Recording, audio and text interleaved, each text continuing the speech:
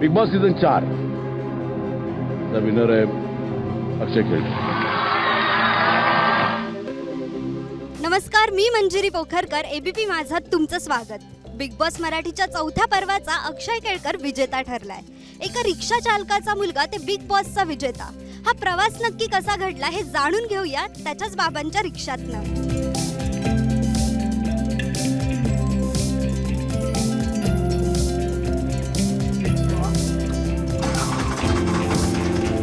अक्षय, सगळ्यात आधी तुझं खूप खूप अभिनंदन. बिग बॉसच्या घरातनं बाहेर पडल्यानंतर सगळ्यात पहिली गोष्ट कोणती केलीस? बिग बॉसच्या घरातनं बाहेर पडल्यानंतर मी ट्रॉफी हातात घेऊन मोबाईल हातात घेतला आणि हात थरथरत होते कारण मोबाईल पकडायची सवय नव्हती आणि सरळ मी रमा आणि आईला कॉन्फरन्स कॉल केला. एक घर, 19 स्पर्धक आणि 100 दिवसांचा हा प्रवास तुझ्यासाठी सोपा होता की खडतर होता? काय सांगशील या प्रवासाविषयी? हा प्रवास जो काही आहे तो अजिबात सोप्पा नाही आहे. कोणाला सोप्पा वाटणार आहे?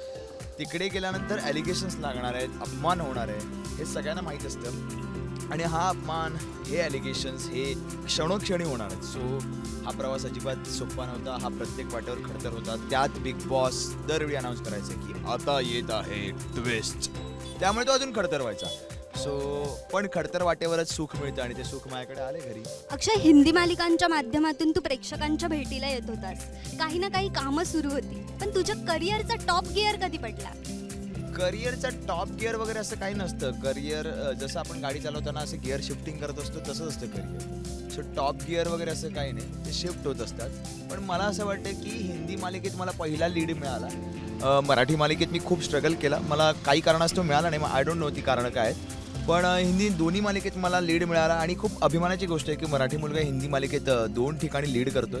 ही काही सोपी गोष्ट नाही आहे. म्हणजे बऱ्याच जणांनी केली नाही असं नाही, पण खरंच कठीण आहे की आपण नॅशनल टेलिव्हिजनवर दिसतोय.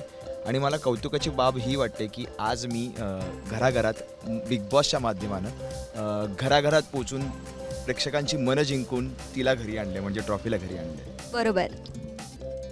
बाबा, अक्षयच्या करिअरची गाडी सुसाट सुटलेली ती बिग बॉसच्या ट्रॉफी पर्यंत येऊन पोहोचली आहे. अक्षयचं मीटर तर आता पडलंय. तुम्हाला कसं वाटतंय? मला भरपूर आनंद झाला आणि आता मीटर पुढे असाच प्रगती होणार आणि ट्रॉफी तर जिंकून आलाच आहे, पण याच्या पुढे प्रगती भरपूर चांगली होणार आहे आणि आनंद मला आवरतच नाही. माझ्यापेक्षा माझ्या मित्रांना जास्त आनंद झाला आहे. हां, आणि एवढं विशेष की आत्ता पुढचं कोणतरी तो मोठा होणार हे मला स्वप्नात पण नाही, पहिल्यापासूनच माहिती आहे. अक्षय जिंकणार हे तुम्हाला माहीतच होतं? मीच पाठवलं होतं बिग बॉसमध्ये. प्रथम मला पहिल्या दिवशी येऊन भेटला, मी बिग बॉसमध्ये चाललो आहे. अरे बोललो, काय बिग बॉसमध्ये चाललं तू? म्हणजे हा ते खेळ ना, मारामारी हे वगैरे वगैरे. अरे बिंदास जा, काय आपल्या कळव्याचं नाव करून ये, ट्रॉफीच घेऊन ये. तुमचं स्वप्न त्याने अर्थात पूर्ण केलंय. अक्षय, एका मराठी मालिकेत तुझं सिलेक्शन झालं, प्रोमो आउट झाले आणि त्या मालिकेतनं तुला बाहेरचा रस्ता दाखवण्यात आला. असे आयुष्यात तुझ्या अनेक अडचणींचे स्पीड ब्रेकर आले असतील, तर या सगळ्याचा सामना तू कसा केला? मला तेव्हाही वाटलं होतं की हा काही कॉल माझ्यावरनं घेतला गेला नाही आहे. काही टीम चेंज होतात आणि ते त्यांचे POV असतात की त्यांचे काही मार्केटिंग स्ट्रॅटेजी असतात, जसे आम्ही बिग बॉसमध्ये स्ट्रॅटेजी यूज करायचो. सो प्रत्येकजण प्रत्येकाच्या जागी स्ट्रॅटेजी करताना बरोबर असतो. आपल्याला वाईट वाटतं जेव्हा आपल्या बाजूने ते घडत नसतं. बट ओके, आपण पुढे चालत राहणं गरजेचं असतं, गो विथ द फ्लो. आणि थोडंसं दुःख वाटतं, पण पुढे आपल्यासाठी बाप्पाने नेहमीच नेहमीच चांगलंच वाढून ठेवलं ही मला खात्री असते. सो मी तसंच गेलो आणि पुढे मला मग हिंदीत लीड मिळाले आणि आज बिग बॉस करायचं ठरवलं, बिग बॉस केलं आणि ट्रॉफीसुद्धा आली. सो असा स्पीड ब्रेकर वगैरे येत असतात, आपण फक्त चालत राहायचं असतं. गिअर थोडासा मागे टाकायचा, न्यूट्रलवर घ्यायचं, न्यूट्रल राहायचं, परत टॉप गिअरवर जायचं असतं. ते येत असतं आणि तसं नाही झालं तर मग आयुष्य काय उपयोगाचंच नाही. आणि हेच बिग बॉसमध्ये शिकलो की लेट गो करायला शिका आणि स्वतःला शाबासकी देत राहा, कारण तिकडे 16 सदस्य असतात, एकमेकांचे कॉम्पिटिटरच असतात. कधी आज छान बोलतोय तर आत्ता 2 मिनिटांनी तो काही बोलू शकतो आपल्याबद्दल. त्यामुळे स्वतःला शाबासकी द्यायची आणि म्हणायचं की आय लव्ह यू अक्षय, मी फक्त तुझाच आहे, आणि मग पुढे खेळत राहायचं. अक्षय, बिग बॉसची ट्रॉफी जिंकण्यासोबत एक खूप मोठी रक्कम हाती आली, तर काय करणार आहेस एवढ्या पैशांचं? खरं तर एवढे पैसे सामान्य माणसाच्या घरात पहिल्यांदाच आलेत.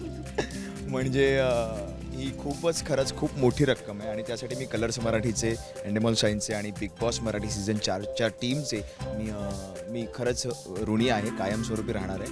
आणि मे बी प्रत्येक सामान्य माणसाचं एकच स्वप्न असतं की त्याने आपलं स्वतःचं घर घ्यावं. सो मी स्वतःचं घर घेण्याचा प्रयत्न करणार आहे. अजून माहीत नाही त्या धनराशीचं, कारण आज मी पहिला दिवस असं बाहेर फिरायला आलो 100 दिवसानंतर. सो ते प्लॅन केलं नाही आहे मी. आता यातच खुश आहे की मला उपवन दिसतं आहे, मी ठाणेकर आहे आणि मला आज सूर्यास्त दिसला आहे, सूर्योदय दिसला आहे. सो मी मे बी घर घेईन. हा माहोल किती मिस करत होतास ते 100 दिवस? हा माहोल 100% मिस करत होतो. पण खरं सांगू का, प्रवेशद्वारात शिरण्या अगोदर ह्या सगळ्या गोष्टी येत होत्या. कधी कधी फ्रस्ट्रेशन आल्यावर वाटायचं की असं तलावावर जावं किंवा CSTला मी जातो शक्यतो, सो तिकडे जावं. पण नाही नंतर एवढा मिस केला, कारण घरात खूप कमाल गोष्टी चालू होत्या. मी एकही दिवस असं मला वाटलं नाही की मी इकडनं निघून जावं वगैरे. सो मला एकही दिवस असं नाही वाटलं. अक्षय, रमा आणि तुझं नातं आता जग जाहीर झालंय, तर चाहत्यांना कधी भेटवणार आहेस तिला? तशी शिट्टी वाजली बिग बॉसच्या भाषेत, पण तो बजर मी लवकरच वाजवेन. साधारणतः एक थांबा ना, मी सांगेन. अक्षय, आता वेगवेगळ्या प्रोजेक्टसाठी तुला विचारणा होईलच, पण तुझे सध्या काय प्लॅन्स आहेत? माझे पहिलेही काही प्लॅन नव्हते आणि आत्ताही नाही आहेत. नेहमी शून्य राहावं माणसाने, चालत राहावं, रस्ते जसे येतील तशी वाट शोधत राहावं. आपण एकदा ध्येय सेट केलं ना की आणि ते अचीव नाही झालं की त्रास होतो. त्यापेक्षा आहे ना, चालत राहायचं, 4 रस्त्यांपैकी एक करेक्ट रस्ता निवडायचा आणि मग जे परिणाम होतील ते भोगावे आणि बाप्पावर विश्वास ठेवा, ते चांगलेच येतं, चांगलंच होतं सगळं. अक्षय, आता एक रॅपिड फायर खेळूयात. हिंदी आणि मराठी अशा दोन्ही सिनेमांची तुला एकत्र ऑफर आली तर पहिला कोणता सिनेमा स्वीकारशील, हिंदी की मराठी? मला माहिती आहे माझा पहिला सिनेमा हिंदी मराठी दोन्ही भाषेत होणार आहे. सो मी हिंदी मराठी दोन्ही भाषेत करेन. वा. ठाणेकर असल्यामुळे मुद्दाम हा प्रश्न विचारतीये, कुंजविहारचा वडापाव की मामलेदारची मिसळ? कुंजविहारचा वडापाव. तू मगाशीच म्हणालास की आता तुला घर घ्यायचंय, तर आता मुंबईकर होणार आहेस की ठाणेकरच राहणार आहेस? मी ठाणेकर आहे ऑलरेडी, सो आता मला मुंबईकर व्हायला आवडेल. शेवटचा एक नाजूक प्रश्न, आई की रमा? रमाई. वा वा, हुशार आहेस. अक्षय, यशाचा आता तुझा पुढचा प्रवास फेरारीच्या स्पीडने होऊ दे, ह्याच शुभेच्छा. थँक्यू सो मच ABP माझा, आणि थँक्यू सो मच प्रेक्षकांना सांगेन मी.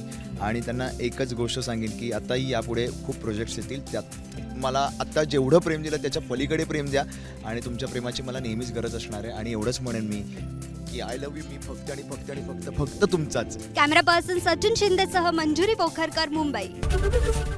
ABP माझा, उघडा डोळे बघा नीट.